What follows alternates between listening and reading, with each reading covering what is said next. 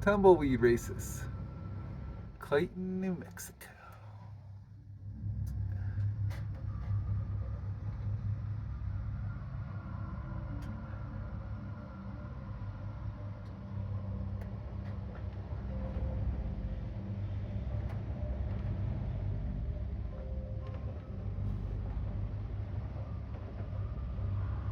Good old tumbleweed races.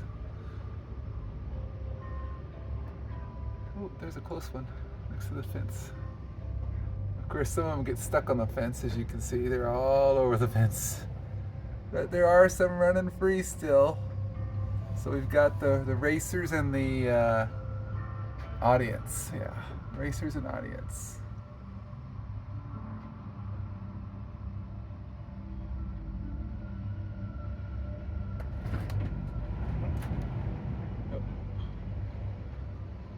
Good old tumbleweed races.